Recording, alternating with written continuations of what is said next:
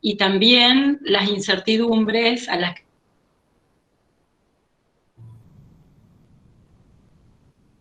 vamos a enfrentar allí por marzo. Logramos hacer una serie, no fue una instancia tan pensada ni armada, surgió a partir de que veíamos que avanzaba el tiempo y que no podíamos retomar la circulación y la presencia en la facultad. Y sostuvimos 6 encuentros, este es el 6º encuentro, y hoy vamos a concluir con esta hermosa mesa de lujo que nos acompañan hoy, Ana Bloch de Rosario y Norma Brunner de Buenos Aires, y les cuento que también esto es posible por el soporte de educación a distancia, que siempre ha estado Luciana acompañando esta instancia desde el primer conversatorio, con su mejor disposición, con su mayor generosidad en su saber hacer respecto de la tecnología y la comunicación, y también están Laura y Mariana, creo que se llaman las dos, del área de comunicación, dado que hoy tenemos una instancia distinta y diferente, porque Meet ha cambiado sus criterios desde aquel momento hasta ahora, entonces la grabación es distinta y tuvo que incorporarse las otras personas a ayudarnos. Así que desde ya muchísimas gracias a las 3 y por todo el acompañamiento que han hecho durante todo este tiempo. Juli Reveles, que es otra compañera de la Cátedra de Prácticas Profesionales Clínicas con Orientación Psicoanalítica. Juli es una exalumna de la facultad, hoy va a estar conmigo coordinando esta mesa, y la otra cátedra que también organiza es Psicoanálisis Francés, Teoría Psicoanalítica Escuela Francesa, son 2 cátedras de la licenciatura de Psicología, en donde, por ejemplo, a Norma Brunner ya la invitamos hace un año y medio, estuvo con nosotros en Paraná. Ana Bloch la conocemos por actividades que sí también estuvo acompañándonos en Santa Fe, dado que, bueno, yo resido acá, digamos, en Santa Fe, y paso a presentarlas a las 2. Y agradecerles a todos ustedes que nos estuvieron acompañando todo este tiempo con los conversatorios, que, por otro lado, decir que es nuestra intención, al menos nuestro anhelo, no sabemos qué va a pasar el año que viene, porque no sabemos cómo va a ocurrir y vamos a transitar la cuestión académica el próximo año, pero si las condiciones no varían demasiado, con Juli habíamos pensado que, bueno, volver a hacer la apuesta con estas 2 cátedras que están organizando. Así que, bueno, voy a presentarlas a las 2. Desde ya, bueno, qué decir, la disposición de Ana y de Norma, la generosidad, el estar presentes, desde el primer momento que las contactamos, estuvieron las 2 con toda la generosidad y la apertura a querer acompañarnos en esta instancia nuevamente, a traer sus aportes, su conocimiento, sus trayectorias, lo cual les agradecemos profundamente a las 2. Que, bueno, que tengan esta disposición para poder transmitir lo que hoy nos estamos preguntando, que tiene que ver con las infancias y las adolescencias, ¿no? Porque hasta ahora hemos hablado muchas cosas respecto de la cuarentena, la pandemia, el ASPO, la clínica, cómo el psicoanálisis aloja hoy todos los efectos de la pandemia, pero hasta el día de hoy no hemos hablado casi de las infancias y las adolescencias. Así que tenemos una mesa de lujo. Ana Bloch la voy a presentar por orden de conversación. Ana Bloch es doctora en psicología, especialista en psicología clínica, institucional y comunitaria, profesora titular de la Cátedra de Intervención en Niñez y Adolescencia de la Universidad Nacional de Rosario, de la universidad de donde yo provengo también. Es investigadora, directora del Centro de Estudios de Psicoanálisis en Argentina, y docente en diferentes ámbitos de maestría, posgrado, doctorado, en psicoanálisis con niños. Tiene varias publicaciones en marcha desde hace mucho tiempo, y en este tiempo de la cuarentena publicó un cuento que la facultad lo hizo circular en el Facebook de la Facultad de Humanidades, Artes y Ciencias Sociales de la UADER. Se puede nuevamente reenviar después con algún correo electrónico. Y Norma Brunner, que nos acompaña desde Buenos Aires, también es psicoanalista, doctora en psicología, magíster en psicoanálisis y licenciada en psicología por la Universidad de Buenos Aires. Ha recibido menciones honoríficas, es docente de la UBA en diversas cátedras, crea y dirige el PRODITIR, el programa de detección e intervención temprana de riesgo de autismo, psicosis y otros problemas de desarrollo. Es supervisora, interviene también, es integrante de la red Infies, que creo que Ana Bloch también, y no lo dije, no lo mencioné. No lo puse, me parece.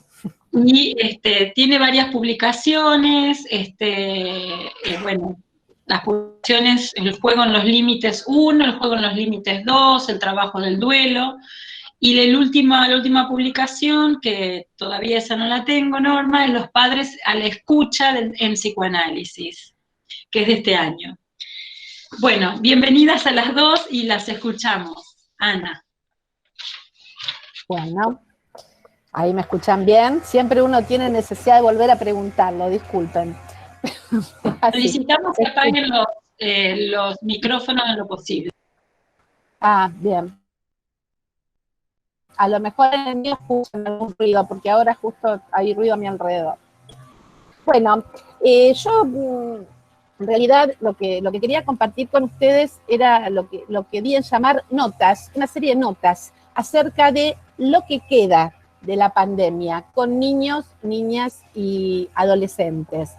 Ese es un poquito el título de lo que un poco quería compartir con ustedes, pero bueno, no quiero dejar de agradecer la invitación de Silvina Carmona, de la UADER, de estas dos cátedras que ha mencionado Silvina, a este ciclo de conversaciones en cuarentena, en compañía también de Norma Brunner, con quien, bueno, hemos compartido, justo estábamos recordando un encuentro también de la red de Infies, en una presentación en el año 2019. La verdad que me gusta mucho el término conversaciones para plantear un encuentro con estas características, porque cuando uno aborda temas de tanta actualidad, necesita conversar. Necesita conversar y pensar con otros como la posibilidad de construir de modo colectivo, de poder pensar en un encuentro en el sentido de una producción y de una actividad colectiva, y la posibilidad de darnos un tiempo, y recién decíamos también un espacio en el que encontrarnos y debatir. Quería empezar. ¿Ustedes escuchan un ruido tremendo o no? Ah, genial, lo escucho yo sola, no hay problema. Quería empezar con la imagen del flyer de esta invitación, porque bueno, me pareció muy atractiva y muy bella, y a su vez, un poco Silvina me contó acerca de la historia de esta pintora, y es una imagen que por lo menos a mí me llega fuerte, que conmueve. No sé si la tienen, la pueden recordar o la pueden mirar en los celulares o donde la haya recibido, porque son imágenes de niños con unos ojos muy grandes. Se trata de niños que nos miran, algunos de ellos, que parece que buscaran respuestas, y son pinturas que fueron realizadas a mediados del siglo XX. No podía dejar de pensar, ¿no? Porque estas esta pintora ha realizado este trabajo en el siglo del niño, y ha contribuido a través de su arte a lo que en ese tiempo fue una fuerte visibilización cultural de la existencia de los niños y las niñas. La adolescencia, hay que esperar ahí un poquito más para que gane protagonismo y fuerza. Y pensaba que, bueno, que personalmente yo formo parte de esa generación de niños y niñas retratados o simbolizados a través de estos cuadros, ¿no?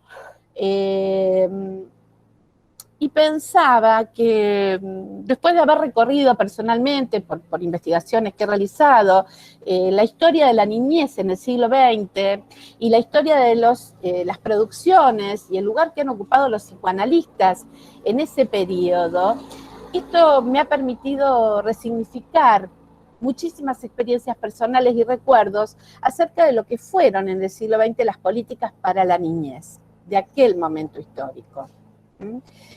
Y me preguntaba, digo, ¿qué representaban esos chicos que están retomados hoy en esa imagen? Y después voy a retomar y voy a darle un lugar a la importancia de esto, que tal vez no sea casual, que hayan ubicado este cuadro que lleva un siglo, ¿no?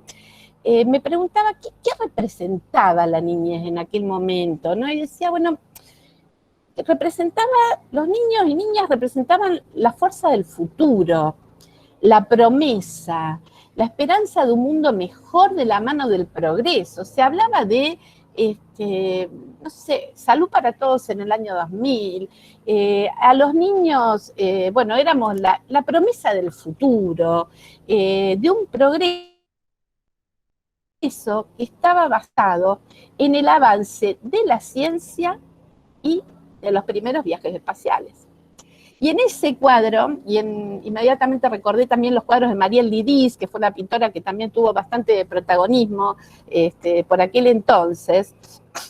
Son imágenes que no tienen adultos al lado en estas pinturas, no porque en ese momento no lo estuvieran, sino porque, bueno, creo que el recorte artístico tuvo que ver con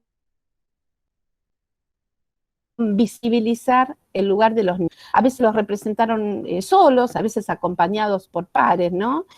Y recordaba y pensaba que en aquel momento nuestro país, en nuestro país, particularmente en nuestro país, los psicoanalistas tenían muchísimo que decirles a los padres respecto a la educación, la crianza, cómo y qué decirles a los hijos. Realmente fue un proceso y un movimiento de gran envergadura, particularmente en nuestro país, a diferencia de todos los otros países del mundo, aunque el psicoanálisis ganó fuerza, de ninguna manera ganó la fuerza que ganó en este país, y cómo se coló en todos los sectores sociales, en los hospitales, en las escuelas, ¿no? Y a medida que esas décadas fueron avanzando, hasta llegado el golpe del 76, donde ese movimiento se interrumpió, el psicoanálisis y los practicantes de nuestra teoría de referencia acompañaron muy fuertemente a estos padres y maestros en lo que hace a la crianza de los hijos. ¿En qué momento? Década del 50, puntualmente, ¿no? 50, 60, en un momento en el que había una gran crisis de valores, y una serie de cambios muy fuertes. La mujer que se desplazaba al escenario del trabajo, las parejas que empezaban a decidir cuántos hijos querían tener con la aparición de las pastillas anticonceptivas, y la caída de grandes discursos como fueron el discurso de la religión, lo que decían las abuelas dejaba de tener importancia. En aquella época no se hablaba de tercera edad, sino de abuelas. Esas caídas de discursos. ¿Y quién vino a relevar un poco eso? El psicoanálisis y la ciencia. Vino a cubrir un lugar muy importante en el sostén de los padres y adultos en general. Entonces, también pensaba que a pesar de que ha pasado un siglo y con múltiples variaciones, las niñas y los niños nos siguen mirando. Hoy podemos ver que viene dándose un pasaje, un movimiento, y en este momento muy particular, yo por lo menos lo siento muy fuertemente, ¿no? La existencia de miradas en estos niños que nos interpelan, que nos piden soluciones o respuestas, miradas de otros niños que ya empiezan a bajar los ojitos, como aparecen también en el cuadro, especialmente en los adolescentes. Uno empieza a ver un desánimo muy grande, esta frase, ¿no?, de me da paja, no quiero, no tengo ganas, un tirarse, una gran dificultad a los adolescentes para pensar en su futuro y en un proyectar hacia adelante que ya venía aconteciendo, pero que este momento de alguna manera terminó de fracturar. Les cuesta mucho a los adolescentes imaginar que habrá un futuro. Y pensaba también que las pantallas se llevan gran parte de sus miradas. Entonces me decía que estamos en un momento en el que la ciencia no puede resolver ni decir a ciencia cierta qué está pasando con este virus. Ayer escuchaba una noticia de que descubrieron secuelas de tipo neurológico en Europa en pacientes que habían tenido o habían sido afectados por el COVID en forma leve, ¿no? Se van discutiendo prioridades respecto del cuidado. Bueno, empezamos a descubrir cuánto tiempo les lleva a la ciencia producir una vacuna, probarla. Escuchamos noticias de efectos indeseables de las vacunas en el periodo de prueba, ¿no? Y me preguntaban en medio de todo esto, ¿qué tenemos para decir los psicoanalistas a padres y maestros, y muy especialmente a niños y adolescentes respecto a esta situación? Y me preguntaba también si nuestro discurso no entra a decaer también, porque sabemos que además, previo a la pandemia, el psicoanálisis se empezaba a decaer fuertemente y a desaparecer, salvo en nuestro país, que seguimos siendo en gran medida una excepción, para el avance, para la avanzada de otras teorías. La respuesta inmediata que encontré, por suerte, es que no.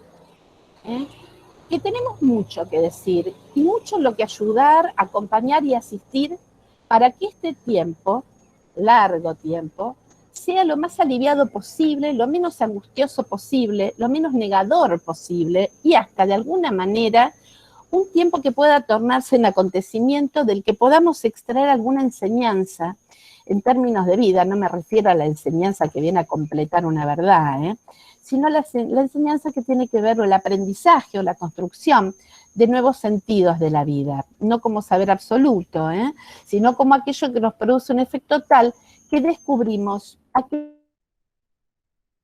que nos permite encontrarnos con aquello que no lográbamos encontrarnos por la vida un poco loca, muy acelerada, que veníamos llevando.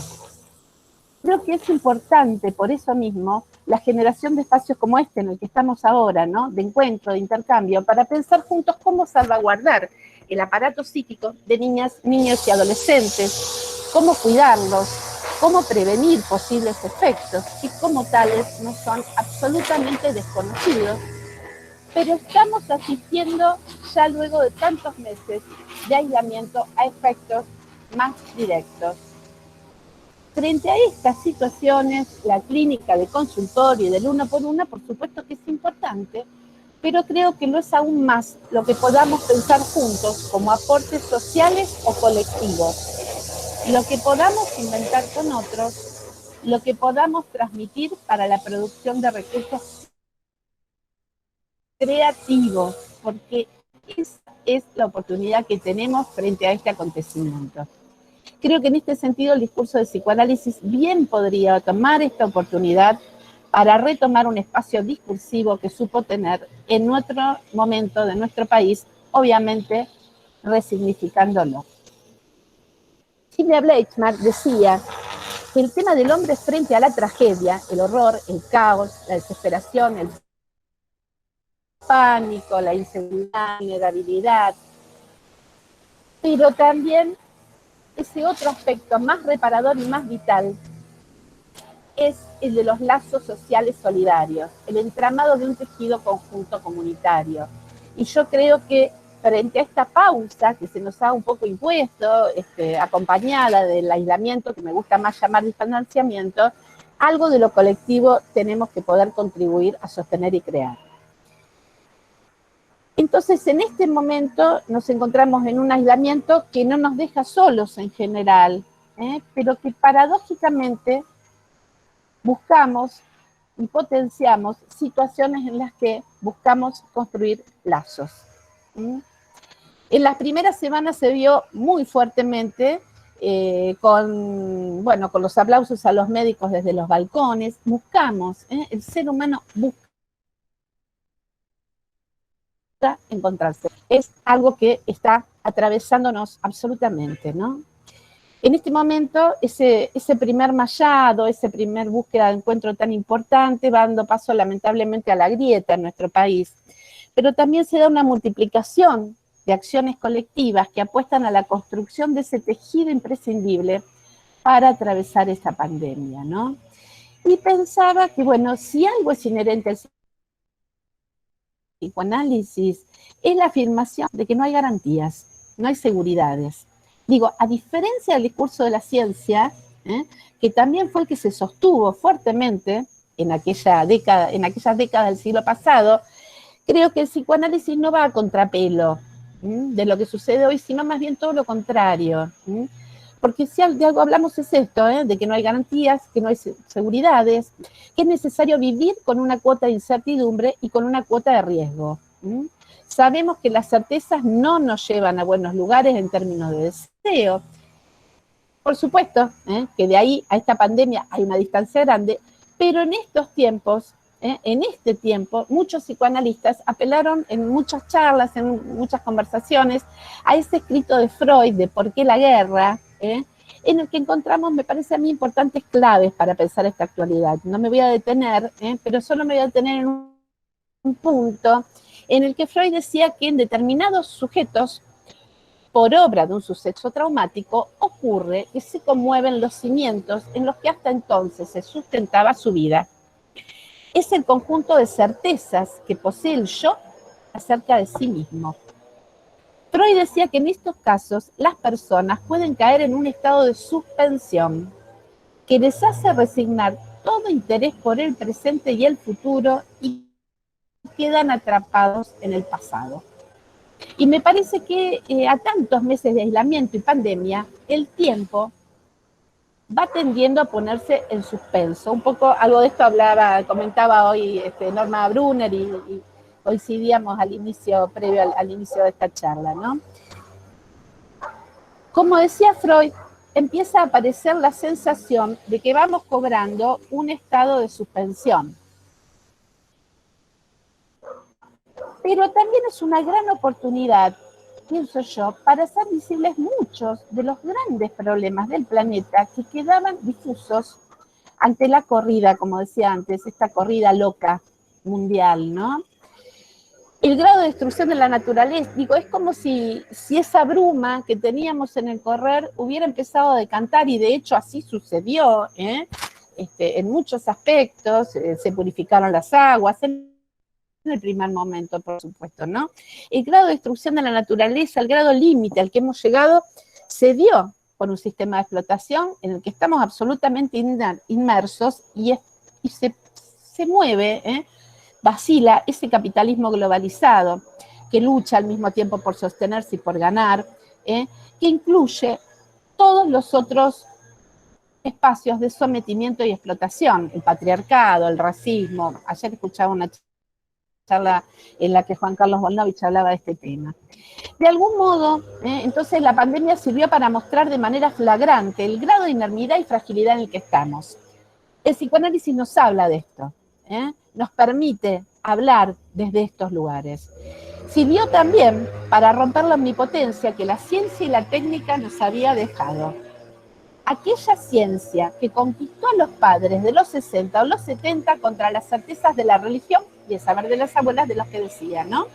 Es como si en este momento se estuviese cayendo otro velo. No sabemos a ciencia cierta a qué discursos dará paso esta caída de certezas positivistas. Pero sabemos que el psicoanálisis tiene algo para decir, tiene mucho para decir. Llegados a este punto, ¿me escuchan bien ustedes? Perdón que yo insista, pero Yo, si me dan un segundo, me voy a cambiar de lugar, porque ustedes me escuchan bien, pero a mí me está costando por momentos porque se corta en algunos instantes, pero la mayoría se escucha. No sé. Les voy a contar lo que me pasa. Yo me tomé unos días en una casita de fin de semana con tanta mala suerte de que desde que empecé a hablar, pueden poner por escrito. Empezaron a cortar el césped en el jardín de al lado. Y el ruido de la máquina no me permite escucharme a mí misma, entonces como que me da una sensación de que me pierdo. Ahí está. Ahora sí. Disculpen. Bueno, llegado a este punto, yo quería hacer 2 o 3 notas, tratando de hacer un recorte de cuáles son, me parece a mí, los actuales nudos o puntos problemáticos y conflictivos en relación a la infancia en los que estamos, que están generando fuerte debate. Solo los voy a enumerar y hacer una pequeña introducción, como para no tomar más tiempo y después los conversamos. Uno es este que hablábamos en general, que es el de la puesta en suspenso de la dimensión del tiempo en términos subjetivos.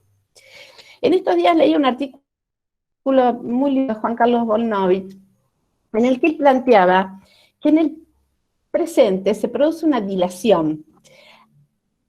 Él decía, se produce una dilación a costa, me pareció muy, muy interesante la figura, a costa de la contracción del futuro y la abolición del pasado. Esto que hablábamos recién, ¿no? Antes de comenzar, de qué nos pasa con el tiempo, qué sensación de gran extrañamiento del tiempo. Perdón, Ana, disculpa, Ana, ¿no? Sí. Que tomando a Volnovich, que se produce una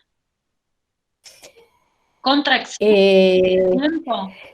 Se produce una dilación del presente, en el presente. Se dilata el presente, esa es la idea. ¿A costa de qué se dilata el presente? A costa de una contracción del futuro y de la abolición del pasado. Por eso me pareció tan interesante la introducción de esa foto de la infancia del siglo pasado. Digo, son cuestiones que de alguna manera hablan de que desde el psicoanálisis, de un modo más o menos consciente, intentamos siempre recuperar algo del orden del pasado y de la dimensión del futuro. Y creo que, a eso voy a llegar, es muy importante que no nos dejemos tomar por la contracción del futuro por la que estamos siendo atravesados. Al mismo tiempo que esta situación que estamos viviendo está siendo permanentemente planteada en términos de un antes y un después, antes de la pandemia, después de la pandemia. Ahí hay una contradicción que a mí me parece que podríamos capitalizar para pensar en el después, que por ahora es más bien un gerundio, un presente continuo, un presente que se perpetúa, o por lo menos nos da esa sensación, ¿no? Yo creo que no tenemos que pensar en términos ni de un antes y un después tan tajante, ni de y tenemos que seguir apostando a reconstruir el pasado, a reconocernos en la genealogía y a proyectar un futuro. Eso no quiere decir que esta pandemia no tenga claramente la dimensión, o no significa, no esté instalada claramente en la dimensión de un acontecimiento, y sin duda de un acontecimiento que va a venir a cambiar el curso de la historia de modos inimaginables e imaginables también, ¿no? Por eso me gustaba hablar, y un poquito le puse ese título a este comentario, de lo que queda de pandemia. Porque me parece que eso produce un fragmento. Me parece que produce un fragmento que nos permite acotar los tiempos. El primer tiempo de pandemia, el primer tiempo de aislamiento, se dio un movimiento en este país que a mí me pareció muy interesante, que es de que nos iban dando pautas de cómo manejarnos cada 15 días. Ese acotamiento del tiempo me parece que fue muy productivo en términos subjetivantes, y eso es lo que se ha perdido mucho en este momento, y hay que ver hay que ver qué hacer con eso, digamos, ¿no? Pero me parece que la idea de un antes y un después tajante borra la idea de proceso. Y no creo que nadie me venga a decir a mí que a lo largo de todos estos meses no fuimos sintiendo distintas cosas, no hemos tenido distintos procesos internos de transformación dentro y fuera, en nuestro entorno, en sensaciones variables, en sentimientos de existencia diferentes, ¿no? Lo que pasa es que, bueno, lo más difícil de sostener es la incertidumbre. Sostenernos en la incertidumbre por momentos se nos vuelve insoportable. Entonces apelamos a los recursos y a las defensas inconscientes, ¿no? Ay. ¿Cómo apelamos a eso? A través de la transformación de lo contrario, a través de la negación. Empequeñecemos el problema, hay miedo, sentimos terror, pero todos esos sentimientos vamos sintiéndolos, transformándose a medida de que algo de la realidad que nos circunda o del modo en el que nos informan se nos va comunicando o se nos va presentando. Entonces, lo que seguimos teniendo son procesos en el marco de un acontecimiento que se sostiene a lo largo de un tiempo que además no sabemos cuándo terminará, pero de que de algún modo terminará para venir a modificar nuestras vidas en alguna medida y también para recuperar algo de lo que fuimos en otro momento. En este punto, la adversidad se vincula con la guerra. Cuando hay una guerra, tampoco se sabe cuándo va a terminar. Y las guerras y esta pandemia seguramente traen dificultades enormes. Traen profundas desigualdades, hambre, desocupación, pero también una fuerza muchas veces colectiva, creadora, para hacer frente a la terrible adversidad. Entonces los momentos de crisis son también momentos en los que entran en crisis y se resignifican los sentidos. Y creo que es importante que nosotros apostemos permanentemente a esas resignificaciones y reconstrucciones de sentido. De hecho, estas conversaciones en pandemia están invitando a eso. Creo que esperemos tener la suficiente sabiduría y empoderarnos como para diseñar nuevos sentidos que necesitamos para crear y vivir en un mundo mejor. Los poderes, por supuesto, entran en puja, son realmente fuertes, asustan, desiguales. El otro día una amiga me decía, siento que hasta el sentido común va a cambiar. Entonces, creo que respecto a este punto, es importante transmitirles a los chicos que estamos en lo que queda de pandemia, que el tiempo que pasó, pasó, y queda un tiempo. Esto fragmenta, de alguna manera produce un corte, produce un acotamiento que permite situarse en un entre. Necesitamos situarnos en un entre para ser. Y que no se termine. Es un entre que será importante no barrar, y también creo que es un entre que nos permite no caer de nuevo en aquella idea de la que fuimos presos en la década del 90, que es la idea del fin de la historia. Me parece que aquí hay otra trampa que volvemos a sentir y que se actualiza de otra manera, y me parece que hay que poder resistir a esa idea. Por supuesto, a sabiendas de que no hay garantías. Más que no se termine la historia de que, como decía Rita Segato, el ser humano también es un animal, es una raza que se puede extinguir. Y hoy esa posibilidad está.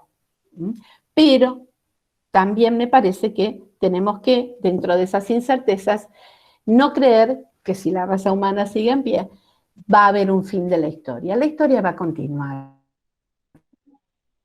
No sabemos cuál será, pero va a continuar. Bueno, esa es una, ¿no? La otra cuestión, que creo que es un tema de fuerte debate en este momento por la politización que ha tenido, es que, bueno, la verdad que si estamos hablando de que esto se va a terminar, etcétera, etcétera, yo personalmente no encuentro sentido a que los chicos estén volviendo a la escuela en este momento a ocupar un nuevo lugar de objeto en la historia de este país. Ana, tenés unos minutos más, llevamos 40, 50 minutos. Vea, uy, ¿en serio tanto? Bueno, ya termino, perdón, pensé que hacía mucho menos. 45, 45. Hablando del tiempo. No, 3 no, minutos. poco menos de 45 llevas, porque yo empecé a hablar a las 1:15, sí. Bueno, igual ya termino, es un punto bien, más. Está bien. Aparte lo dejamos para el debate, pero bueno, creo que este es un punto. La escuela, ¿quién tiene la cabeza? ¿Qué niño tiene la cabeza disponible, el cuerpo recubierto libidinalmente con una sensación de protección para asistir a la escuela sin temores, ¿no? ¿Qué es esto de asistir a la escuela en un contexto de pandemia en el que se invita a los chicos a dar clases como si nada hubiera pasado, sin simbolización, sin tramitación psíquica, sin elaboración? Creo realmente que atenta contra el psiquismo infantil.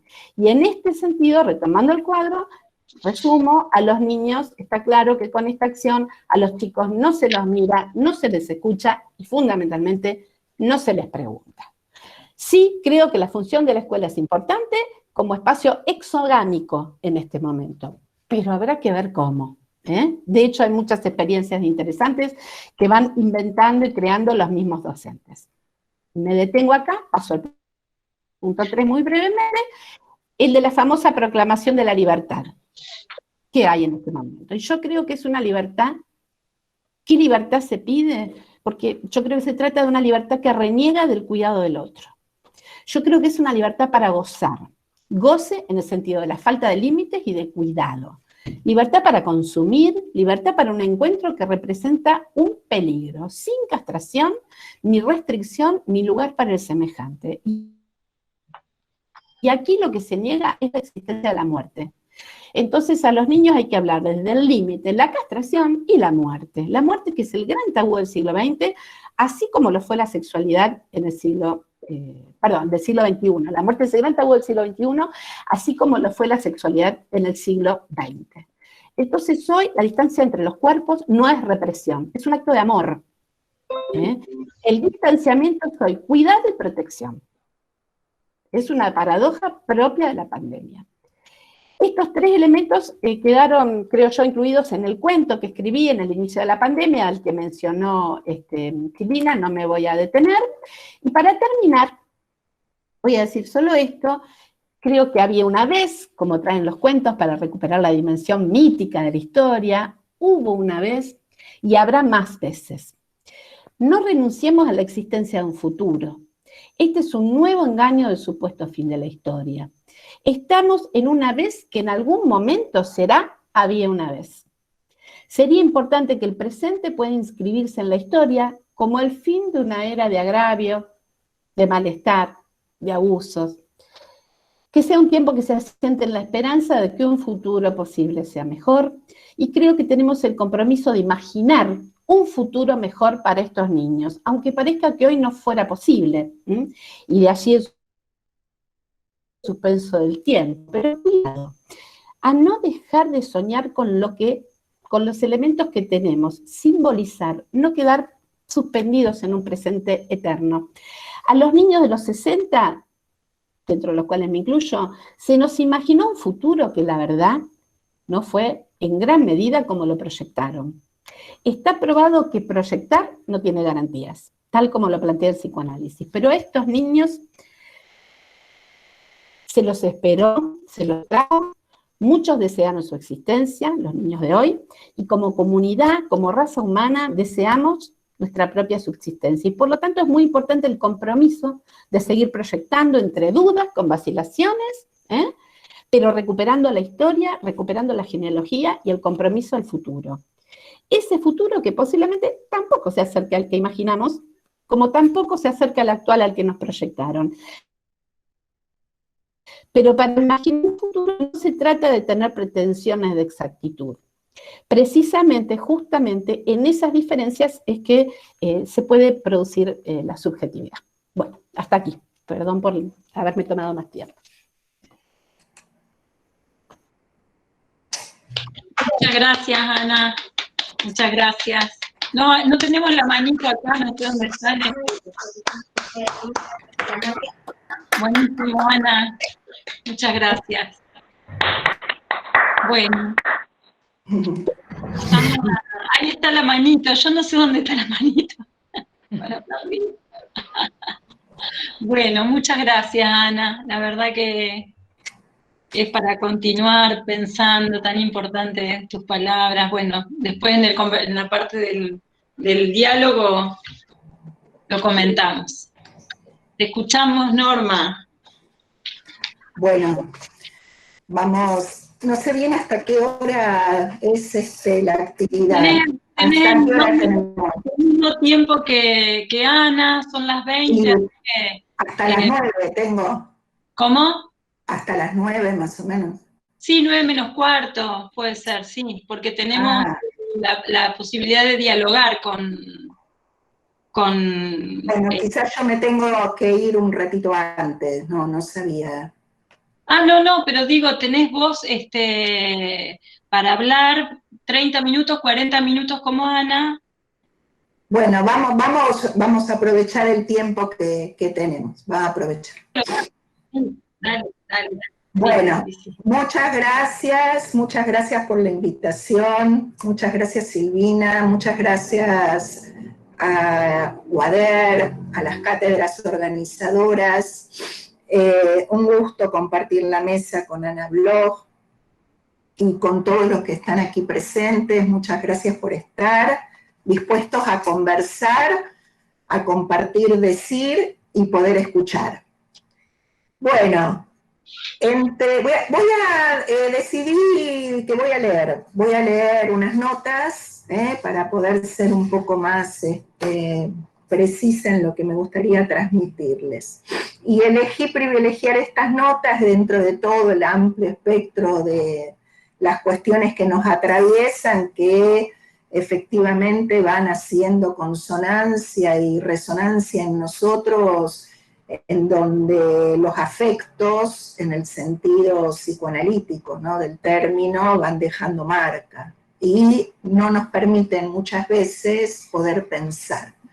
Entonces, bienvenido ese tiempo de suspensión, pero para poder encontrarse y escucharse ahí donde algo del deseo puede emerger. Sería otro tipo de suspensión, ¿no? Habría que pensarlo también. Bueno, lo dejamos para después. Voy a leer entonces unas notas.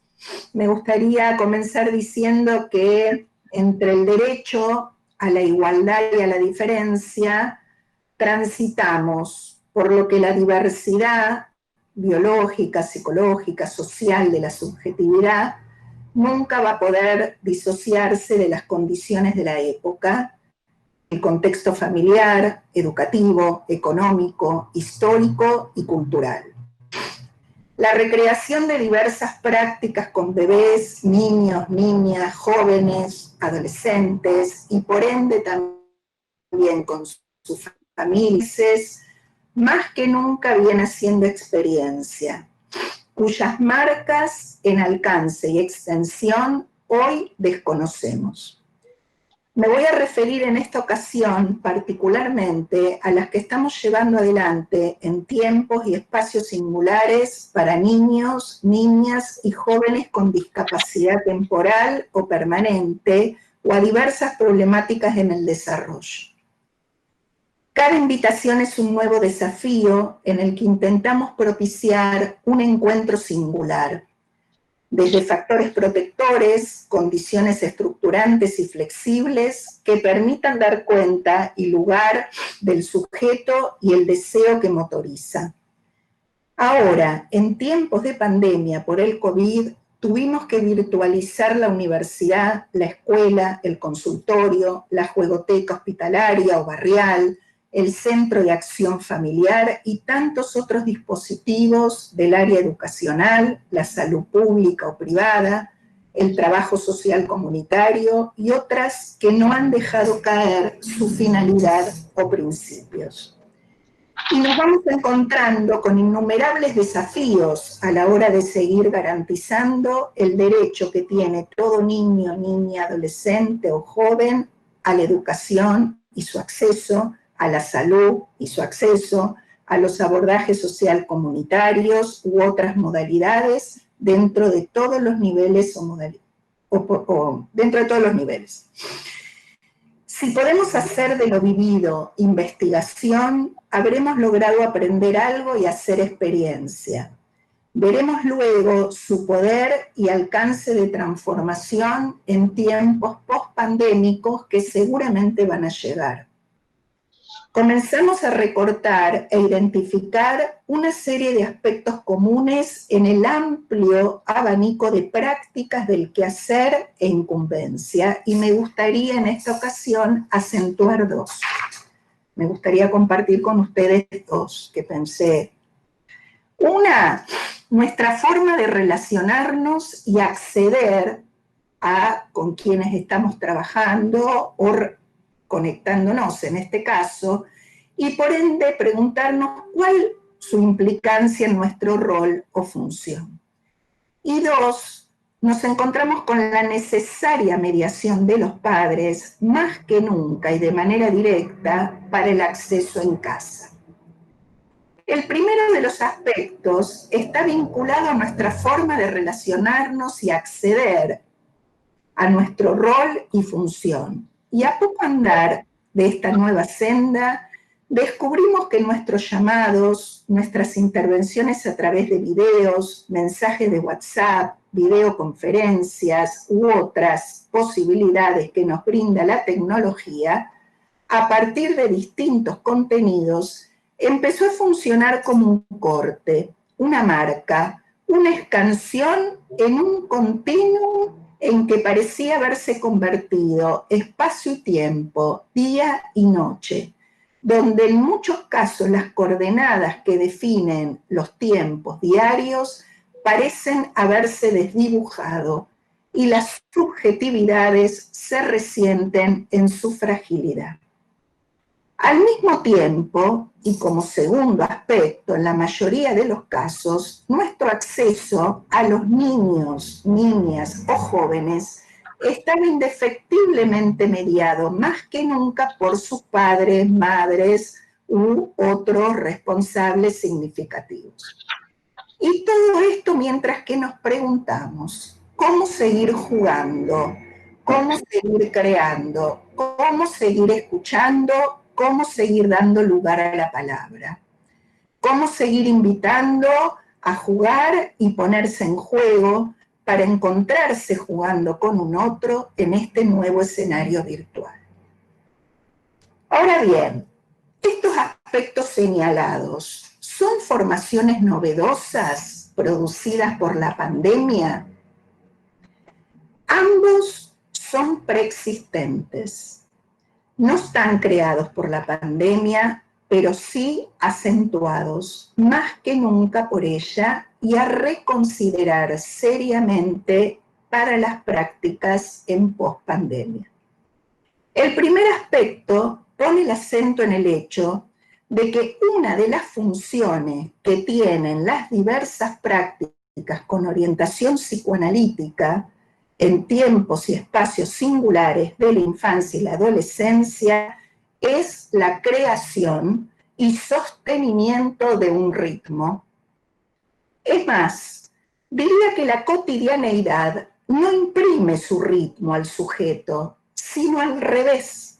Es la creación y sostenimiento del ritmo el que crea por efecto una cotidianeidad habitada por el sujeto humano.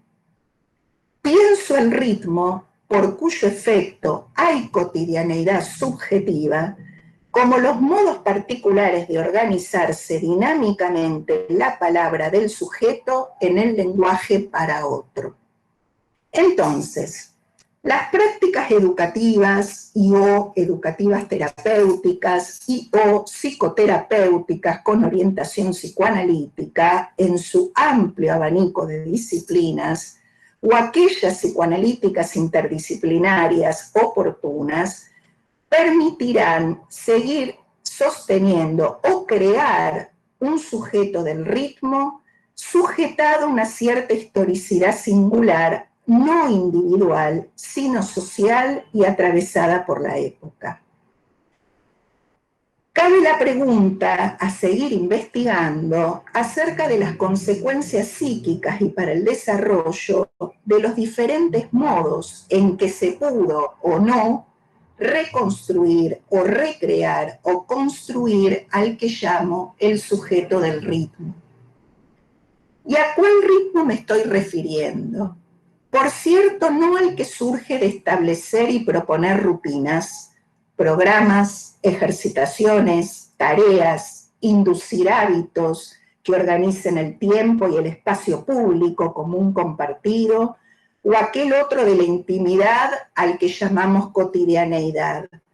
Aunque puede incluirlos, no son estos los que hacen función ritmo para los sujetos humanos.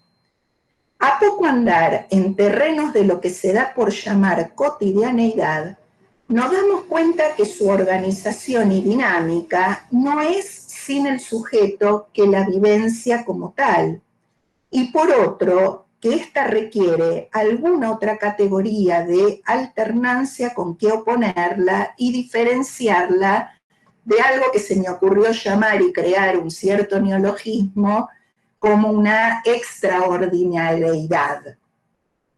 Digo, para pensar la noción de lo cotidiano y de lo extraordinario que habitamos. Cuando pienso en la función del ritmo, me remito a la teoría del ritmo de Henri Mechonic, quien lo define como la organización particular del movimiento de la palabra en el lenguaje.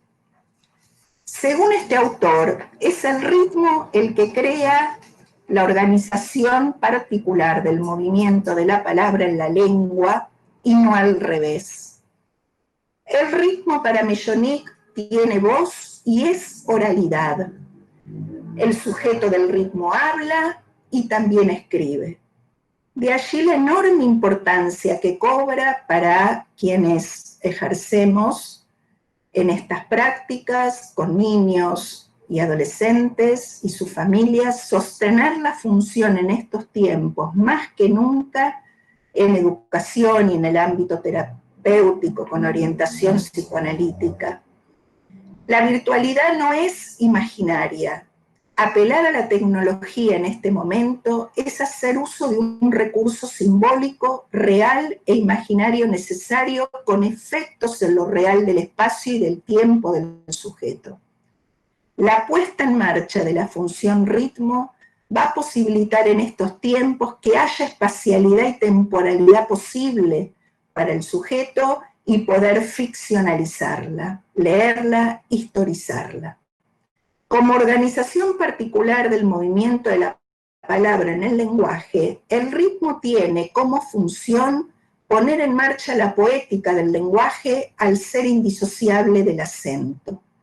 Acentuar es una actividad de lectura y de escucha y confiere una gramática al movimiento de la palabra para que pueda hacer sentido. Entonces, acentuar anuda cuerpo y palabra, anuda cuerpo y decir. La voz del ritmo es oral, escrita, hablada, no es sonora necesariamente, por eso consuena y resuena en los orificios del cuerpo, en los agujeros del juego y en los vacíos del otro. En estos tiempos aprendimos que la voz, nuestra llamada, la voz de la educación, la voz de los profesionales de la salud, hablada o escrita, sostiene el ritmo de la vida humana y pone el acento en su humanidad. Este es uno de los sentidos posibles que le otorgo al decir de Mechonic cuando dice que el acento es parábola de la relación cuerpo-lenguaje. Tomaré ahora la segunda de las observaciones, la necesaria mediación de los padres más que nunca y de manera directa para nuestro acceso en casa. Y aquí nos reencontramos con otro saber preexistente que esta pandemia ha acentuado y que ahora se hace visible más que nunca y de manera innegable. Esto es el lugar decisivo que tienen los padres y madres, su palabra, para que puedan llevarse adelante los distintos procesos constitutivos del sujeto en la infancia y en la adolescencia. La participación necesaria de los padres y las madres en estos procesos tiene una dinámica particular en cada familia y convoca una escucha y lectura diferencial para que cada uno pueda escuchar lo que tengan para decir ellos.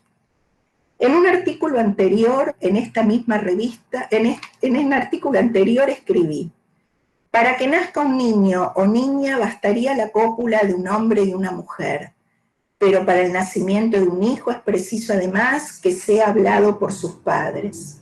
La función materna nombra y da existencia, otorgándole ser, un mundo otro donde vivir. Voy a pasar esto por una cuestión de tiempo. Si la función materna es necesaria para estar inserto en un mundo de lenguaje, sin la función paterna, vivir como creación, riesgo e incertidumbre sería imposible. No hay padre ni hijo de entrada, es decir, que padre, madre, hijo y deseo son a construir.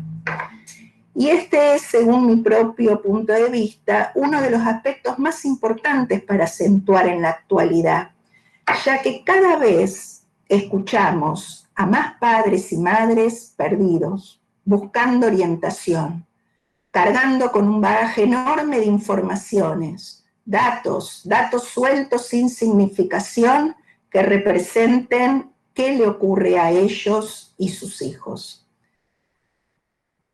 Por eso el encuentro con los psicoanalistas, en su trivialidad aparente, es un encuentro excepcional, que da una oportunidad excepcional y sitúa la especificidad de la escucha analítica y la diferencia de cualquier otra escucha, ya que se espera a partir de ella dar la palabra al otro. La condición para esto, que el otro pueda sentirse escuchado. La relación de los niños al juego y al deseo de jugar define la niñez. Solo luego de haber podido viajar y virar de dirección unas cuantas veces, todas las que haga falta, y errar en el camino todo lo necesario, de jugando y sin peligro real, podrá haber rito de pasaje. Entonces, es momento de acentuar el marco del juego, con los recursos a nuestra disposición. Es el marco del juego, el marco protector del sujeto en la infancia. Este marco no va a surgir de manera espontánea, nunca surge como tal. Para ello hace falta sostenerlo y por ello hace falta la presencia de un otro. En este caso estoy hablando de las prácticas psicoanalíticas. Ahí de estar bien atentos a donde el marco protector del juego puede estar en peligro de caída, en suspensión, fallando, lesionado, con cortes. La pandemia por COVID más que nunca ha visibilizado esta cuestión para quienes de una u otra manera practicamos en distintos ámbitos la ética del psicoanálisis en tiempo y espacios singulares de la infancia y de la adolescencia. Bueno, yo dejo acá y abro para que compartamos e intercambiemos. Bueno, muchísimas gracias, Norma, también. Muy bello el...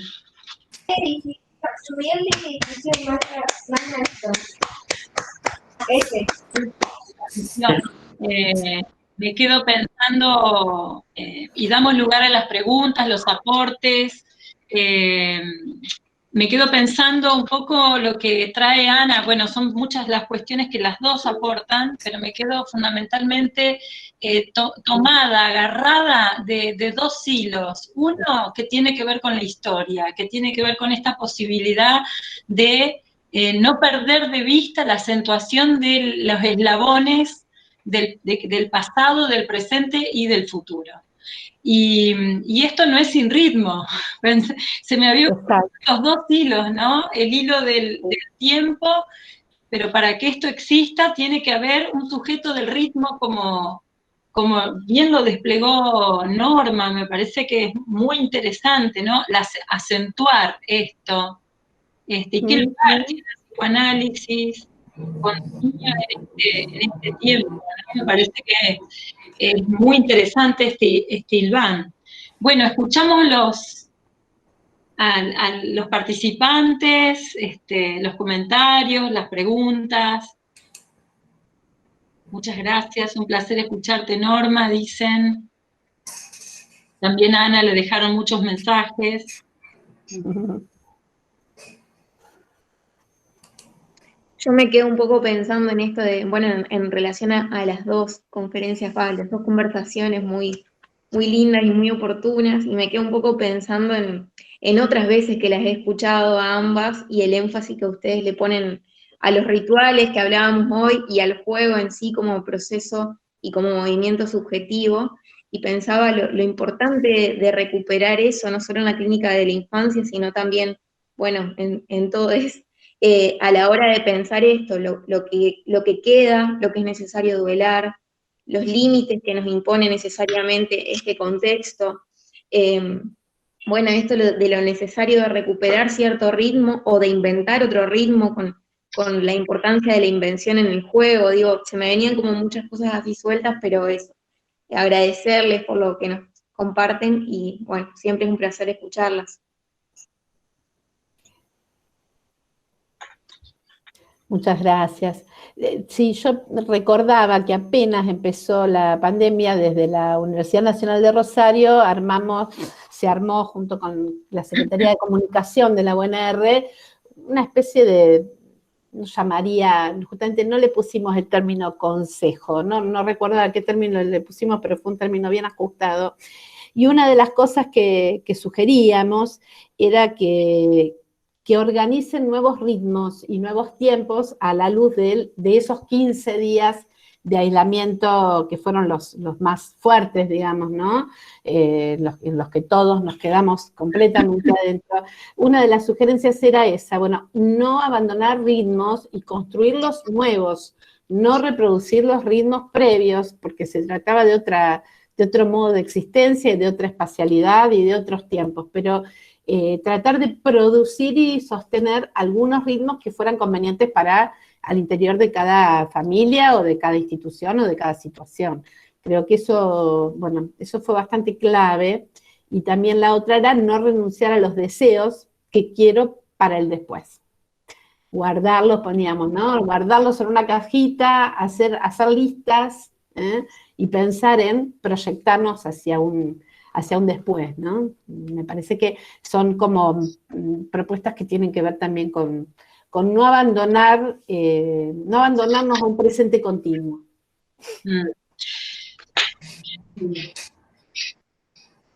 Sí. Ahí, bueno, sí, Laura.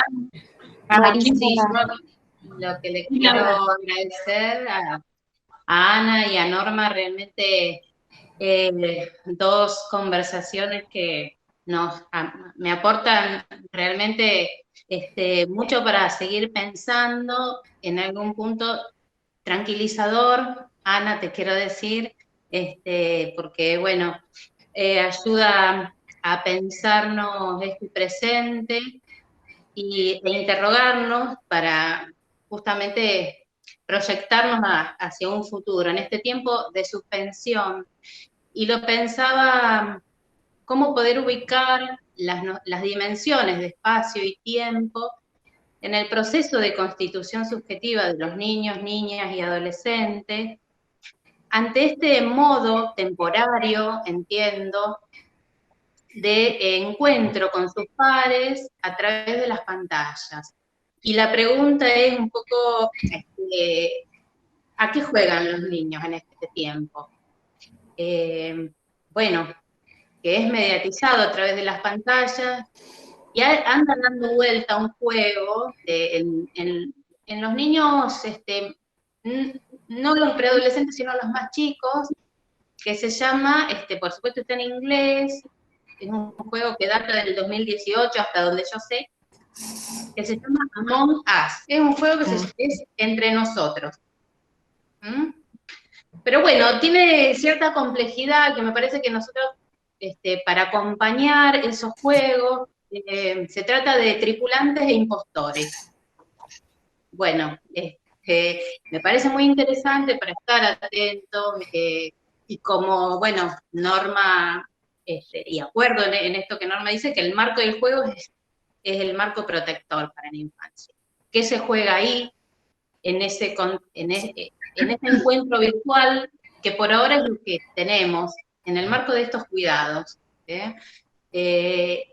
Y hay algo que lo quiero compartir porque hay un pedido como muy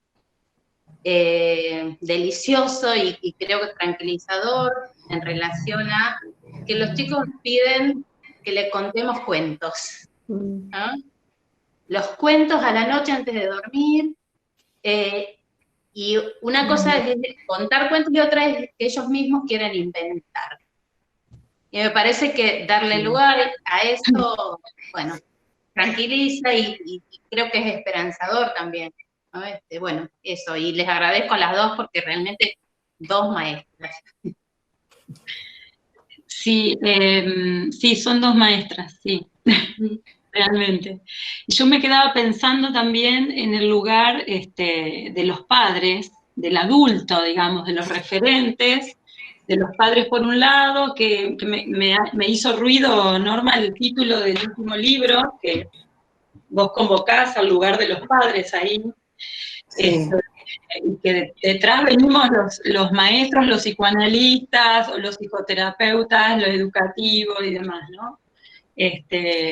Porque el apuntalamiento a los adultos es fundamental, digamos. Me parece que acá hay un trabajo de acompañamiento en esto del decir, en cuanto a la brújula, la orientación, esto que vos traías, Norma. Sí, en realidad, a ver, la verdad es que todo el tiempo se nos están abriendo sesgos, rasgos, ángulos, ¿no? Uno tiene que ir seleccionando de todo algo.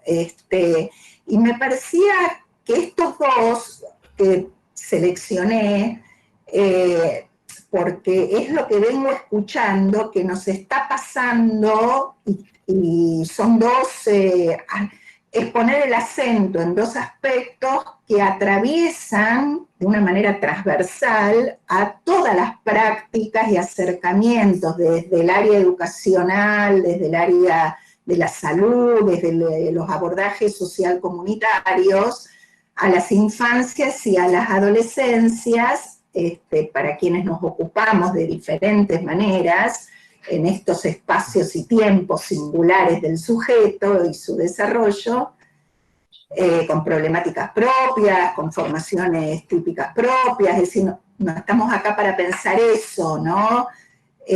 Sino de qué manera están siendo atravesadas ellos y nosotros por la pandemia, que nos atraviesa a todos.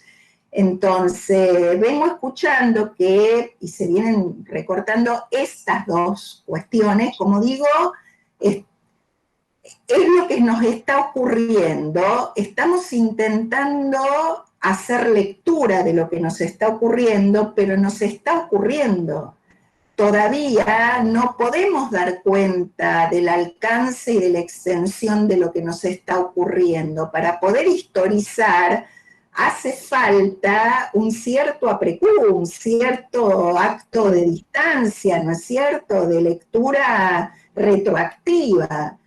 Solo podemos compartir lo que nos está ocurriendo. Me parece que esto es lo que tiene de valioso e importante para nosotros estos espacios y tiempos comunes, ¿no? Estos conversatorios, estos encuentros, seguir sosteniendo los lazos, las palabras, la escucha, porque estamos compartiendo, intentando ponerle palabra, haciendo función de la palabra a los afectos, es decir, lo que nos está ocurriendo. ¿Qué alcance y qué extensión esto va a tener? No lo sabemos. Si haremos investigación luego, sacaremos quizás algún aprendizaje y ojalá también, como dice Freud, no tengamos que esperar para la nueva oleada de angustias traumáticas masivas, sino que podamos estar advertidos y armar una cierta prevención. O sea, va a llegar el momento en que nos estemos preguntando qué dispositivos, es decir, qué queda de la pandemia, ¿no? ¿Qué nos va a quedar de la pandemia? No solamente en cuanto a cuánto falta para que termine, sino qué saldo, qué resto nos va a dejar, qué nos va a quedar como marca para un cierto aprendizaje luego. Y me parece que en este momento, dentro de todos los aspectos a acentuar, elegí estos dos. Una gran pregunta acerca de cuál es nuestra función, cuál es nuestro rol a la... Diga, ¿qué alcance tiene en este momento nuestra llamada a través de los WhatsApp, a través de armar la reunión Zoom? Es una llamada, la armamos nosotros, ¿no es cierto? No es, a través de utilizar el celular, a través de usar los recursos a disposición, como siempre hemos hecho. Ahora estamos usando esto para darle una función simbólica. Es decir, que la virtualidad no quede en lo imaginario, sino que la virtualidad tenga una función simbólica. Y la función simbólica por excelencia es aquella que imprime cortes propiciatorios de apertura al deseo y a la creación y a la creatividad, con efectos en lo real. Entonces, es ahí. Y por otro lado, para separar los tantos, porque... basta con escuchar a los docentes, ya que Ana traía justamente, bueno, esta cuestión de el retome de la revinculación o de la presencialidad en desmedro de la... Y no se trata de desmerecer la virtualidad, sino de acentuar y poner en una balanza a costa de qué, hablando de costos. ¿A costa de qué y para qué? ¿No? ¿A qué costo y de qué manera? Bueno, esto no se entiende, realmente no se entiende.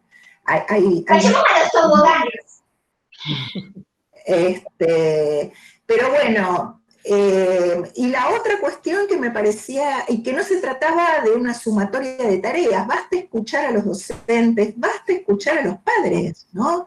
Y basta escuchar a los chicos y a los adolescentes del agotamiento, digamos, que sienten, que se suma al estrés que rodea y que está y se respira en el aire, ¿no? De la crisis en la que estamos viviendo todo el tiempo. Entonces, bueno, ¿cómo hacer de eso que Freud llamaba lo impresionante de lo vivido, las impresiones de lo vivido, de la... Espérate, quédate quieta. Freud hablaba de las impresiones vitales, ¿no? Son las impresiones vitales las que son los materiales del aprendizaje y del juego. Es con eso. No es al revés, no es que las tareas y los contenidos y las planificaciones y los programas van a hacer que eso se alivie, no, es introducir eso que es impresionante como material para el aprender, para el hablar, para el jugar. Hay que poder jugar con eso. Entonces digo, es desde sostener el marco del juego y de la fantasía y de la escritura, bueno, y poder reflexionar también acerca de, la angustia que tienen los padres de pensar que en estos tiempos los hijos se están perdiendo de algo, ¿no? Sí, ¿No? sí. Este lugar en donde, bueno, se está perdiendo de estudiar, está perdiendo de tener las sesiones de la manera que se tenía, ¿no? Esta noción de la pérdida y no del lado de una cierta ganancia, ¿no? Que es lo que estamos aprendiendo a intentar recuperar, porque creo que todos estamos ganando en este tiempo muchas cosas también. Sí, para un poquito. Además de estar perdiendo, quienes han perdido familiares, amigos, gente querida, cercana, por supuesto que es una pérdida irreparable. Estamos hablando de otro tipo de pérdidas que son vividas en el lugar del daño y que esto conlleva una dimensión más imaginaria que real, ¿no? Entonces, qué sé yo, hoy por ejemplo, ¿no? Hoy tuve un encuentro con una nena maravilloso, realmente conmovedor, una nena con problemáticas complejas, ¿no? Más allá del diagnóstico, y que, digamos, efectivamente, cada encuentro hay que volver a relanzar algo del orden del encuentro, ¿no? Cada encuentro hay que hacerlo encuentro. Y estamos aprendiendo cómo, y no solamente nosotros, sino también los padres que están ahí sosteniendo la pantalla, direccionando la cámara, acercando los juguetes, poniéndole voz, manos, ¿no? Prestándonos la voz, prestándonos los ojos, prestándonos las manos, el cuerpo, poniéndole cuerpo. Y bueno, y la gran alegría de, quizás para alguien pueda ser poca cosa, ¿no? Pero en este contexto, la gran alegría de, sobre el final de la sesión, que la nena moviera su manito saludando y diciendo chau por primera vez. Entonces, digo, así como me parece que no se trata de a qué tipo de juego jugar necesariamente pensando que tenemos que ahora buscar juegos que se adapten a esta situación, así como están haciendo muchísimos docentes buscando, ¿no? Tareas que se adapten a la situación. Me parece que hay que privilegiar el valor que tiene el encuentro, el poder del encuentro, ¿no? Para que esos ojos grandes puedan aliviarse y dar lugar a otra gestualidad, porque son ojos de terror, ¿no? Los que tienen. Así que bueno, esto, ¿no? Es distinto hablar del ritmo que hablar de rutinas. El ritmo que intento pensar, o el sujeto del ritmo, es un ritmo atravesado por aquello que no puede medirse, que no puede traducirse, por eso hace poema. Digo, no es calculable. ¿Cuánto tiempo dura ese encuentro? Hay sesiones que estamos descubriendo que duran menos que otras. Hay semanas que no se produce ningún encuentro, pero hay otras que son absolutamente maravillosas. O sea, es lo mismo que ocurría antes. Esto no ha cambiado. Lo que estamos tratando de aprender es de qué manera, más que nada. Pero me parece que los principios y las finalidades no han variado. Así que bueno, no sé si querés, Ana, si estás de acuerdo, si te parece. Sí, ¿no? sí, me parecía que algo de lo que estabas diciendo me recordaba algunas, si se me iban viniendo algunos casos, algún trabajo clínico, y también pensaba que esta situación en algunas ocasiones, justamente en las que hace a la necesidad de que los papás estén sosteniendo muchas veces el espacio del otro lado, a mí me ha permitido incluso ajustar algunos diagnósticos en relación a las posiciones parentales, que, bueno, el cambio de escenario, bueno, me permitieron visibilizar algunas cuestiones que a veces en el consultorio no veía con tanta claridad. Ha aportado elementos y ha quitado, por supuesto, recursos, ¿no? Yo me he metido bastante en el tema de los juegos virtuales, primero porque me encanta.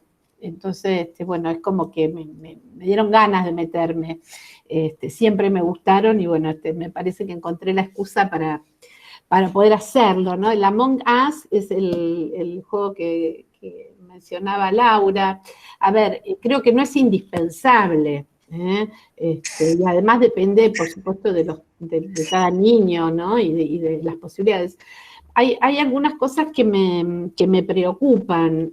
Una es que, por eso decía, las tecnologías capturan la mirada, porque al entrar en esos escenarios lúdicos que yo me pregunto qué categoría o cómo pensar, es una pregunta, no tengo ninguna respuesta, cómo pensar en la construcción del espacio el espacio potencial cuando uno se mete en ese escenario lúdico. Hay bastantes similitudes con cuando uno se mete en un juego, en el juego presencial, ¿no? Pero también estos juegos, y cada uno de ellos tiene características particulares, tiene límites y tiene posibilidades que no tiene el juego con los objetos concretos. Entonces me parece que eso también nos lleva a toda una teorización que creo que requiere, como hemos hecho análisis de los cuentos para niños, ¿no? Y de la modalidad del relato, y qué implican, ¿no? en distintas subjetividades. Bueno, el Among Us me parece que tiene cosas interesantes, porque por un lado permite un encuentro. Yo recuerdo una pacientita que todas las noches se reúne con 10 compañeros de su escuela, creo que son 10, a jugar a este juego. Entonces es la ocasión para el encuentro con sus compañeros. Y juegan, se divierten, están una hora reunidos los 10 jugando ese juego. Digo, me parece que ahí es un recurso.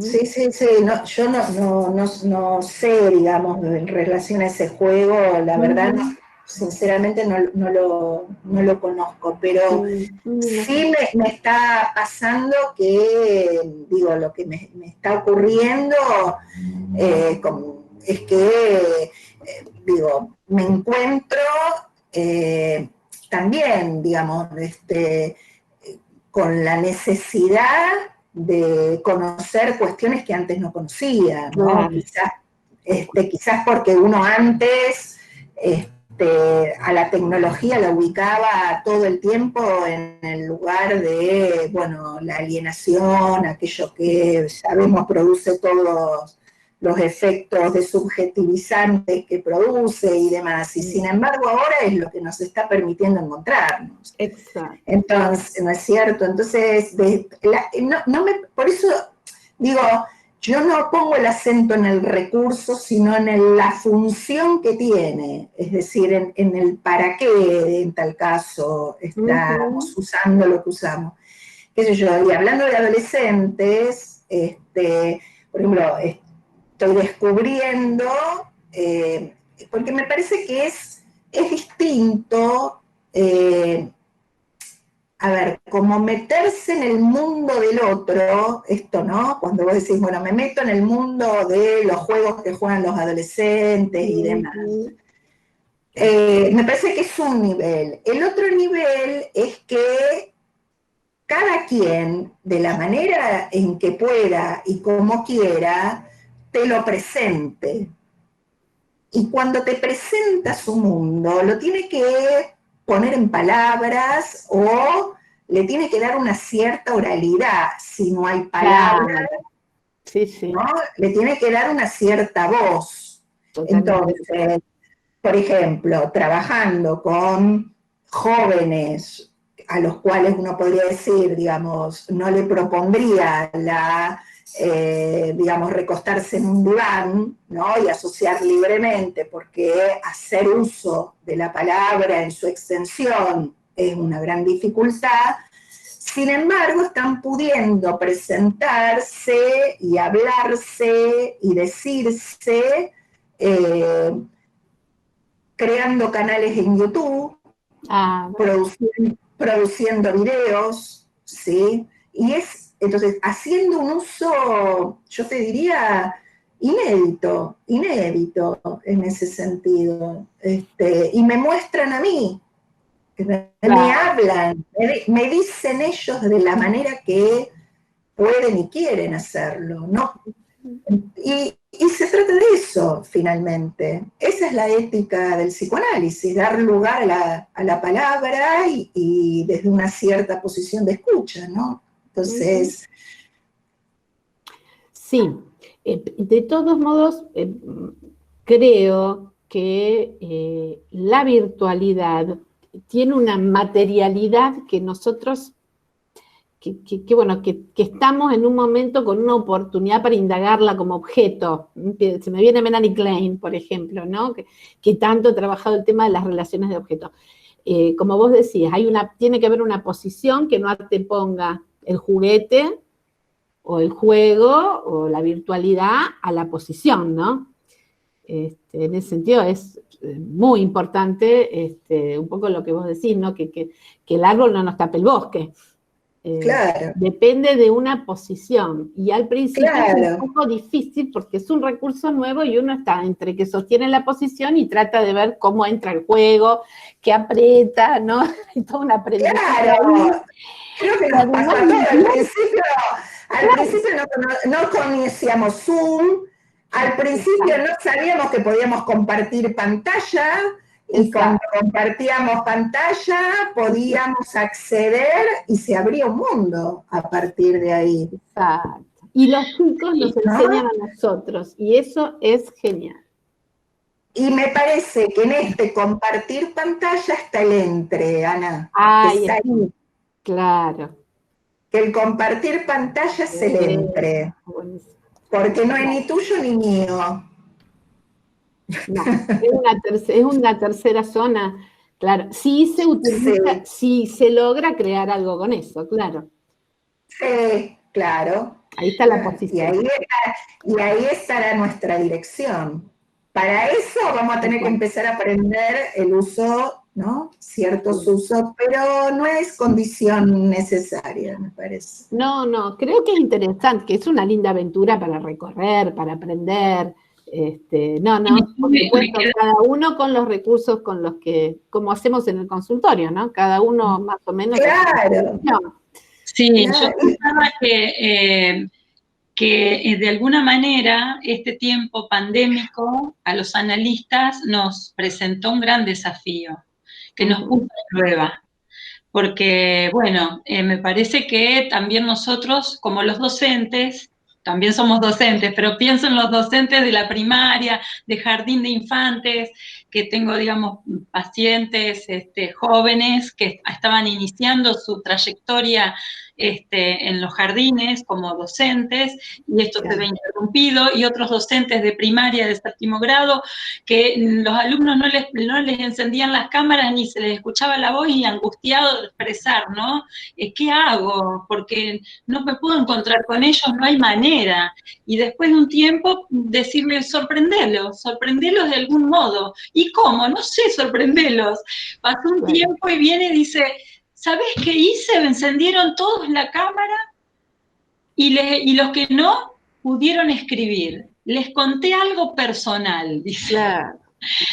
Algo movió, digamos, no importa qué les contó. El tema es que algo se puso en juego ahí y despertó y habilitó y abrieron la posibilidad de los niños, ¿no? Y pensaba cómo nos puso a prueba esto, porque bueno, nosotros también, docentes universitarios, tuvimos que adecuarnos a una serie de cuestiones, y con los pacientes también, en la clínica también. Sinceramente, yo tuve una gran dificultad al inicio cuando empezaron a llegar todas las herramientas que teníamos que aprender de entrada. bueno, la tuve que atravesar, fue un atravesamiento de aprendizaje. Hoy manejo un montón de plataformas y me encantan, y estoy que vengo, no me quiero poner maníaca tampoco, pero bueno, me da la posibilidad de participar en reuniones y conferencias y jornadas con gente que está en lugares que de otra manera sería imposible. Y por otro lado, lo que quería agregar era respecto de la gráfica, que obviamente que no fue ingenua ni espontánea. Hace tiempo que la descubrí a esta pintora, me llamó mucho la atención sus dibujos, por las características que vos, Norma, nombraste, ¿no? Esos ojos que son entre el terror y la tristeza. Y después leí su historia y más me sorprendió por los desafíos que atravesó esta mujer para lograr imponer su nombre como autora de las pinturas, ¿no? Las que tuvo que pasar. Pero también me llevó a elegir esto, lo que vos trajiste en un momento, Norma, en algún momento que te escuché, no me acuerdo si fue cuando viniste a Santa Fe o a Paraná, sobre la melancolización en la infancia. Me Claro, acordé de eso, me acordé de ese texto, sí, porque bueno, para mí es una pregunta. Yo hace tiempo que hace unos años dejé de trabajar con niños, pero tengo contacto con niños que son familiares y otros también familiares, porque son los hijos de mis amigas. Este, y noto que me los he encontrado después de muchos meses sin vernos, noto la necesidad de hablar con otros, que no sean los padres o la familia directa, ¿no? Pero una sed de poder contar y compartir con otros, ¿no? Me pareció muy llamativo. Y también me hacía pregunta, ¿no? Respecto de el desafío para los analistas de niños, de los niños de las condiciones que fueren, ¿no? Compañeras en los centros de salud en los barrios más difíciles, como también las analistas que trabajan con situaciones con discapacidad como las que vos traes, Norma, o las situaciones que vos traes, Ana, respecto de las adolescencias, ¿no? Eran preguntas que me parece que había que hacerles lugar, hay que hacerles lugar, para poder pensarlas como analistas en función de esto que ustedes plantean.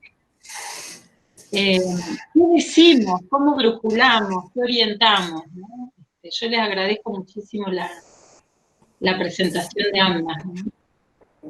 No sé si hay alguna otra pregunta, otro aporte de las compañeras, los compañeros. Hay colegas de Santa Fe también en la reunión, aparte de Paraná, de Rafaela, estudiantes.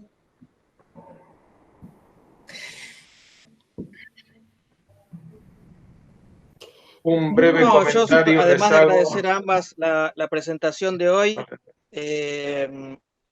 como hoy es el último conversatorio, yo quiero agradecer especialmente a vos, Silvina, que tuviste la idea de proponer este conversatorio. Recuerdo en uno de los primeros días del confinamiento, estábamos hablando una noche cuando se habían reconfigurado los tiempos y estábamos los dos comunicándonos muy tarde, y tuviste esta idea de proponer este conversatorio al que llamamos en un primer momento Psicoanálisis en Cuarentena. Después los desarrollos de los conversatorios fueron dirigiendo la cosa más bien a Psicoanálisis en Pandemia. Bueno, y junto con Cecilia Poggio, que se pusieron esta actividad al hombro y la sostuvieron a lo largo de todo el año.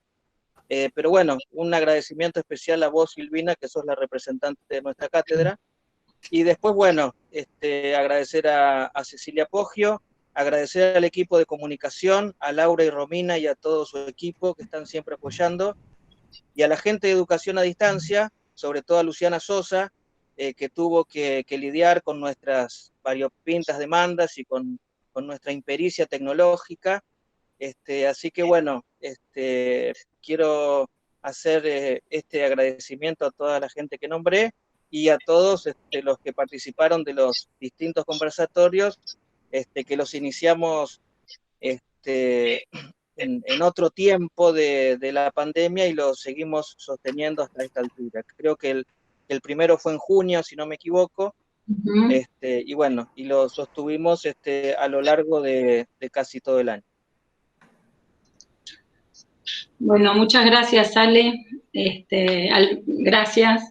Yo creo que es una apuesta también nuestra de la universidad pública poder abrir estos espacios de transmisión, y también tiene que ver con una posición ética de las dos cátedras con las que estamos posibilitando el espacio, que se trata de eso, digamos, ¿no? Sí, y ya te doy la palabra, Alberto.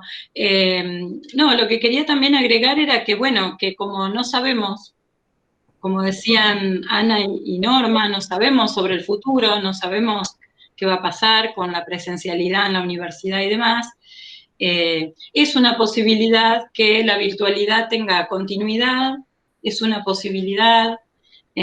Así que bueno, el año que viene veremos si este formato continúa, estos conversatorios tienen lugar, si Juliana nos da una mano, si ella toma la posta.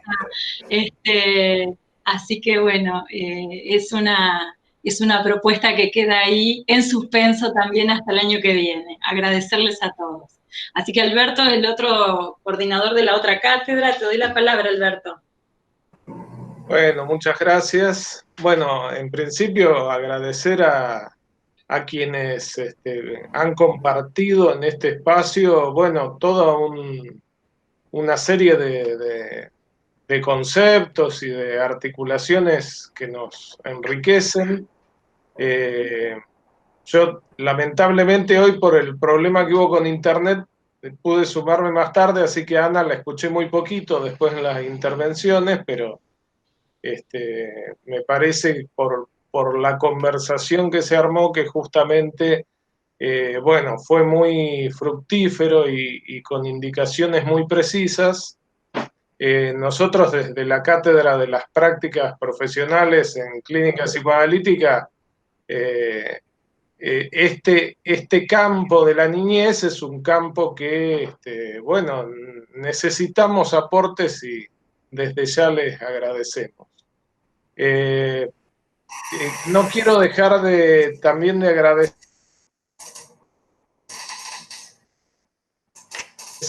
amado y han participado del espacio, porque veo que hay mucha gente, colegas, estudiantes, bueno, amigos que se han interesado y han sostenido el espacio a través del tiempo, y me parece que, bueno, en esto de ese entre del que hablábamos, bueno, estamos armando un entre para ver un espacio de compartir, y que, bueno, con las dificultades de la tecnología, como hoy que se cortó internet y bueno, algunos quedamos afuera, y con las ventajas de poder participar desde diversos lugares, que obviamente que habría gente de la que está aquí hoy que no hubiera estado si fuera presencial, por ejemplo, este espacio. Por lo tanto, bueno, con estos dos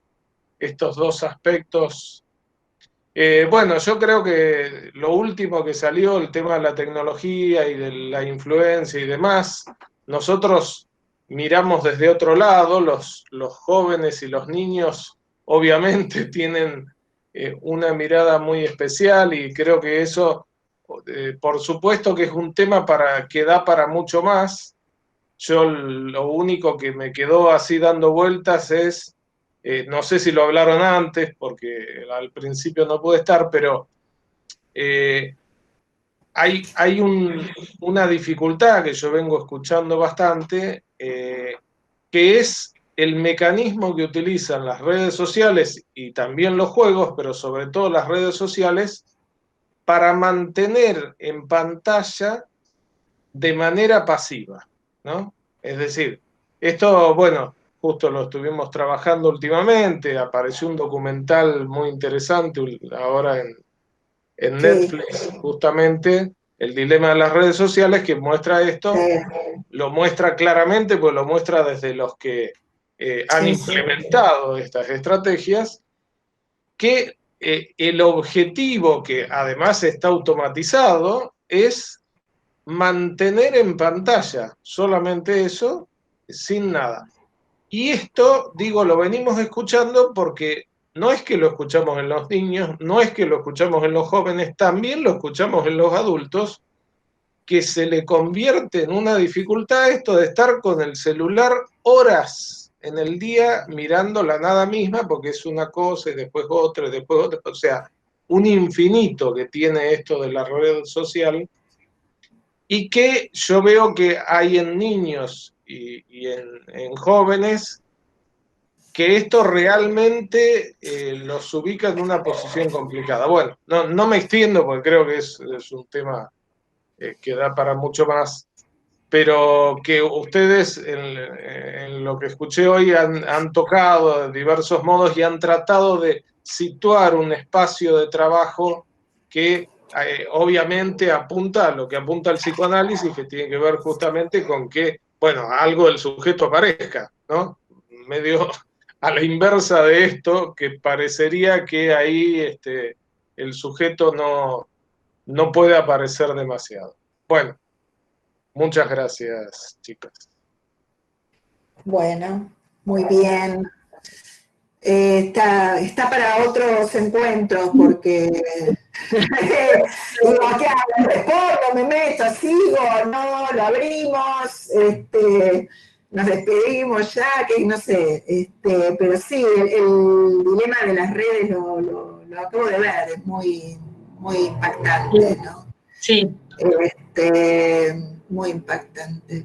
Lo que pasa es que trae connotaciones serias realmente, no es que, por eso digo, no es ligero el tema, trae connotaciones muy serias, no solamente a futuro, ya los está teniendo en los armados psíquicos, digamos, ¿no? A futuro, en la subjetividad sin duda, pero también yo no sé si ustedes conocen este filósofo israelí que se llama Harari, Yuval Harari.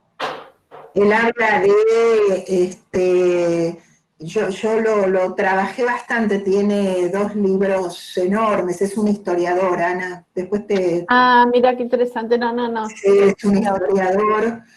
A ver, creo que lo tengo, ahora lo busco. Y él habla dice, lo que a partir de la inteligencia artificial, ¿no? De la revolución que implicó la inteligencia artificial, es un antes y un después, sin duda alguna. Y lo que prima es la cultura del dato, es lo que él llama la religión del dataísmo. Y esto, porque lo valioso son los datos, no solamente la manipulación de la que habla ese documental del dilema de las redes, también es la acumulación de datos, porque es la manera que además se encuentran para armar los algoritmos, que son los que provocan esta automatización por eso en el documental te dicen desconectar todas las notificaciones, ¿no? Es la manera que tienen de tentarte para atraparte y quedar ahí objetalizado. Pero esto tiene a futuro, lleva, me parece a mí, a futuro, a una declinación de la función paterna seriamente. Por eso insisto con revalorizar y volver a pensar el trabajo y la escucha con los padres, digamos. Bueno, por eso mi última investigación, ¿no? El último libro. porque va de la mano justamente con el dataísmo esto de que el saber está fuera del sujeto. ¿No es cierto? Entonces, y también está conectado con, bueno, por lo menos esta hipótesis de la que hablaba Silvina acerca de la melancolización de la época y las infancias melancolizadas. Digo, el sujeto en el lugar del desecho. Claro. Es el sujeto el desechable. Y esto tiene, atraviesa, digo, los docentes no saben qué enseñar, cuál va a ser el mercado laboral, los padres no saben qué idealizar, ¿no? Esto que vos decías, Ana, cuál es el futuro, pero más allá de la pandemia. Es decir, la pandemia lo que ha hecho es una gran lupa, es acentuar cuestiones que ya nos veníamos nosotros preguntando y ahora lo que estamos haciendo en pandemia es protegiéndonos. Lo que hay que hacer ahora es protegernos, convertirnos en agentes protectores. Esto es lo que tenemos que hacer y preguntarnos, bueno, ¿de qué manera? ¿De qué manera, no? Y yo, bueno, yo me tengo que ir, yo diría, que no sé si ustedes Norma, me habías dicho que a las 21. A las 21 me tenía que ir. Sí, nos tenemos que ir 2 horas en la virtualidad seguido, ya es bastante. Muchísimo, sí. Lamento muchísimo, está interesantísimo se puso. Bueno, es la mejor ocasión para poder retomar en otro momento más adelante. Bueno, les agradecemos profundamente la generosidad, la presencia, la palabra, la transmisión, el saber hacer que tienen en la transmisión, y les agradecemos a todos los que estuvieron presentes. Bueno, nos veremos quizás el año que viene con conversatorios, veremos de qué manera seguimos transitando esta instancia. Mucha suerte a todos. Muchas gracias. Semana, que la pasen lindo el fin, que disfruten, que se pueda disfrutar aún. Claro. Eso, muy bien, que se pueda seguir jugando. Muchas gracias a todos. Bueno, y a todos. gracias. Un abrazo. Chao. Gracias. Chao, gracias. Adiós. Gracias. Nos vemos.